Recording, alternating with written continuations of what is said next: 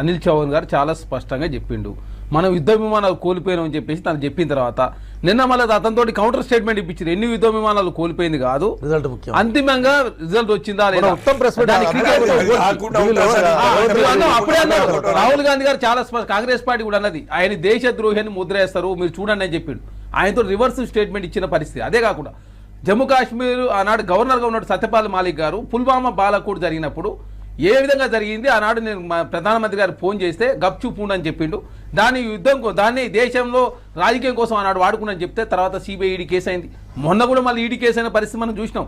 అదేవిధంగా అనిల్ చౌహాన్ గారి మీద అయింది అనుకున్నాం, కానీ నిన్న తనతోటి మళ్ళీ రివర్స్ స్టేట్మెంట్ ఇచ్చిన పరిస్థితి మనం ఎందుకు బీహార్ కాబట్టి లాంటి వాళ్ళు మాట్లాడితే దయచేసి మేమేమంటా ఉన్నాం అంటే ట్రంప్ అనే వ్యక్తి బైడెన్ గారు తీసుకున్న ప్రతి నిర్ణయాన్ని సవరించాడు.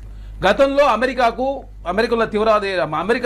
పాకిస్తాన్ ఉన్న తీవ్రవాద ఏరియా కోసం $450 మిలియన్ బైడెన్ గారు సాయం చేస్తే ట్రంప్ వచ్చిన తర్వాత అది సవరించకుండా $393 మిలియన్ మళ్ళీ ఒకసారి సాయం చేసింది. ఎందుకు?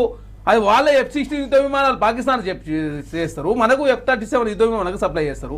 అరే ఏంది అమెరికా వైఖరి ఏందో మీరు స్పష్టం చేయండి. అనవసరం వాళ్ళు అంటే రెండు దేశాలు కాల్చుకోవాలని చెప్పేసి అమెరికా భావిస్తున్నదా, లేకపోతే అలా కుమారుడు పాకిస్తాన్లో పర్యటించిన తర్వాత యుద్ధం ఆపినని చెప్పేసి చర్చ జరుగుతూ ఉంది. అన్నిటి మీద ప్రజలు వాస్తవ విషయాలు వివరించాలని చెప్పి కోరుతుంది తప్ప ఎక్కడైనా సైనికులు అవమానించిందా కాంగ్రెస్ పార్టీ?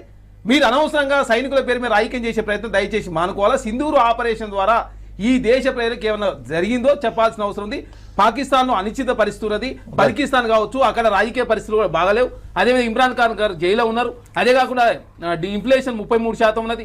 సింధూరు జలాల ఆపడంతో అంటే ఏదైతే జలాల ఆపడంతో అక్కడ ప్రధానంగా సమస్య ఎదురవుతోంది. ఇది కరెక్ట్ టైం పిఓకొని స్వాధీనం చేసుకొని భావిస్తే మీరు అనవసరంగా మధ్యలో ఆపేసి ట్రంప్ గారి నిర్ణయాన్ని ఇప్పటివరకు మీరు ఖండించకుండా, అదే కాకుండా మొన్ననే ఆఫ్ఘనిస్తాన్, చైనా, పాకిస్తాన్ ముగ్గురు త్రైపాక్షిక ఒప్పందం గురించి పిఓకే మీద దాని మీద కూడా మీరు ఎక్కడ స్పందించకుండా